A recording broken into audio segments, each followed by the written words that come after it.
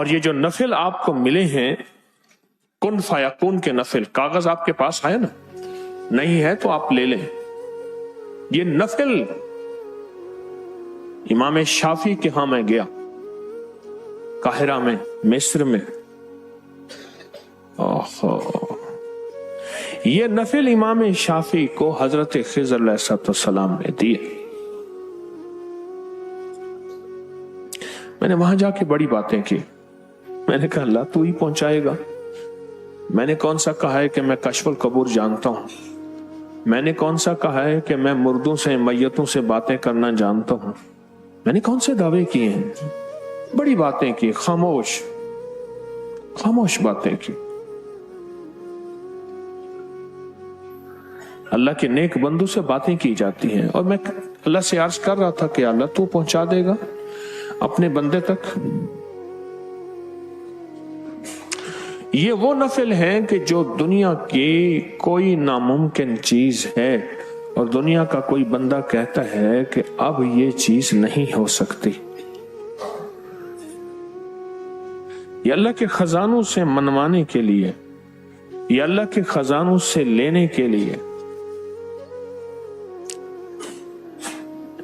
عجب چیز ہے. کچھ دن پہلے ہمارے ایک مخلص نے اس کی یاد دہانی کرائی. مجھے یاد آنے لگا کہ میں نے تو کسی دور میں یہ نفل پڑھتا تھا. جو ان پڑھ بندہ ہوتا ہے نا، اسے ایک ہی وظیفہ آتا ہے، وہ ساری زندگی اسی ایک کو پڑھتا ہے. 2-4 کتابیں پڑھا ہوا، پھر اس کے پاس اعمال کی مشقیں ہوں تو بعض اوقات ایسا ہوتا ہے کہ کچھ چیزیں بھول جاتی ہیں کہ یہ بھی زندگی میں کبھی میری شامل تھی. مجھے احساس ہونے لگا، اس نے بتایا. میں نے کہا اس میں ربنا آتنا بھی ہے؟ ہاں ہے. اوہو، یہ تو میں پڑھتا رہا ہوں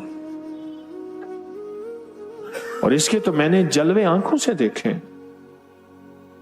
اس کے کمالات، اس کی تاثیر، اس کی برکات. ایک واقعہ سنا.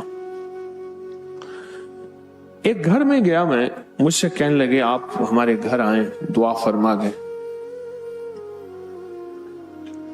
ہماری نسبت حضرت ابو ایوب انصاری جو میزبان نبوت تھے، ہماری نسبت ان کے ساتھ ہے. کبھی ہمارے گھر آئے، بار بار کہتے تھے.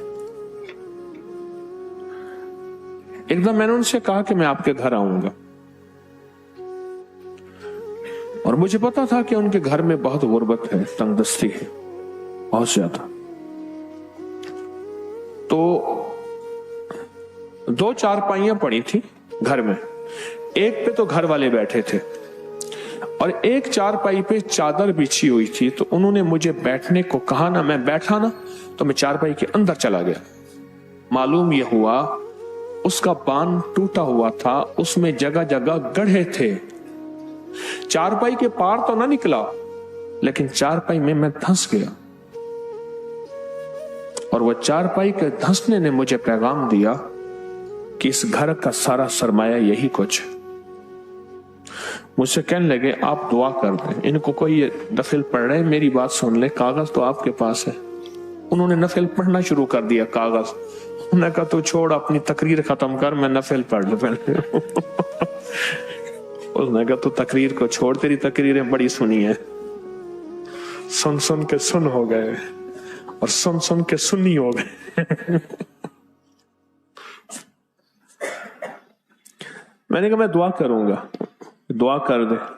میں دعا کروں. اور میں نے ان سے عرض کیا میں ایک نفل دیتا ہوں.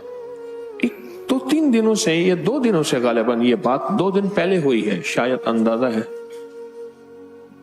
اور وہ مجھے ساری کڑیاں ملنا شروع ہو گئی ہیں.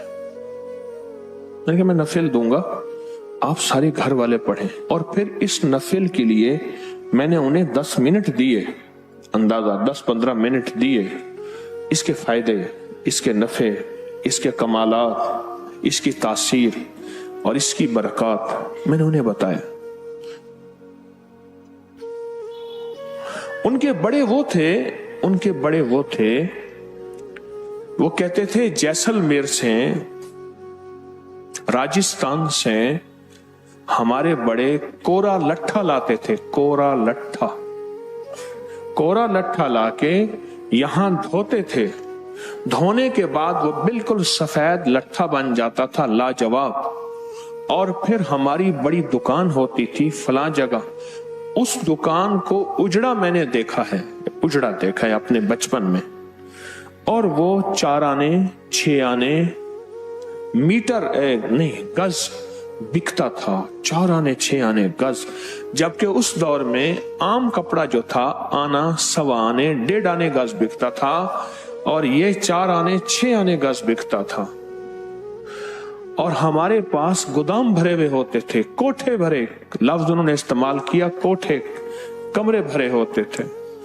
ऊंटों के ऊंट लदे आते थे, ऊंटों की लाइनें आती थी, कोरा लट्ठा आता था। और फिर कहा हमारे यहां क्या होता था, चारपाई के नीचे सारे नोट बिछा देते थे। नोट बिछा के 100 वाला नोट होता था बड़ा, नोट बिछा के ऊपर गद्दा बिछा देते थे, फिर नोट बिछाते थे, फिर गद्दा बिछाते थे, फिर नोट, और ऊपर चारपाई पे जो है वो चादर बिछा देते थे। आम बंदा समझता था चारपाई है, उस पे बेडशीट गद्दे बिछे हुए हैं, जबकि उसके नीचे सारे नोट होते थे। नोट कहां रखें, बैंकों का उमूमी मिजाज नहीं था, कहां रखें, संभाले कहां। चारपाइयों के ऊपर हमारे नोट बिछे हुए होते थे।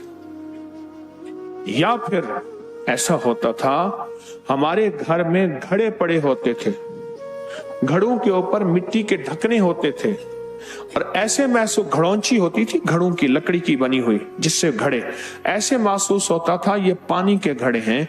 वो घड़े सारे नोट से भरे हुए होते थे या चांदी वाले सिक्कों से भरे हुए होते थे, चांदी वाली अशरफियों से भरे हुए होते थे।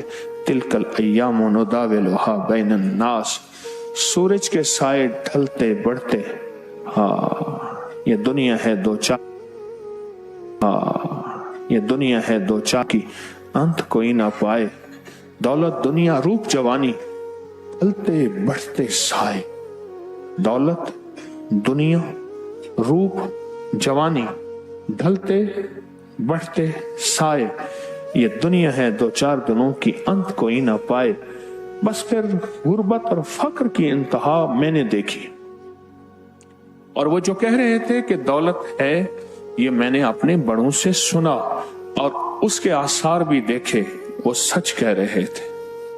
फिर वो बैत हो गए। फिर उनका तकाजा था कभी आप आके हमारे घर दुआ कर दें। कई अरसा रहा, जिंदगी के मसरूफियत ने फुर्सत न दी। मैं गया ना तो उस घर में कुछ नहीं था। एक चारपाई थी जिस पे वो बैठे थे, उस पे कोई चादर नहीं बिछी हुई थी, और एक चारपाई जिसमें मैं बैठा, और बैठते ही मैं धंस गया। मैंने महसूस ना होने दिया, मैं फिर पांची पे बैठ गया सीधा होके, उसके अलावा बैठने की जगह ही नहीं थी। एक उरूज ये था और एक सवाल ये है। तो मैंने उनसे कहा, मैंने कहा आपको अगर मैं नफिल देता हूं और दुआ देता हूं, आप वो पढ़ें, फिर इस नफिल के फज़ल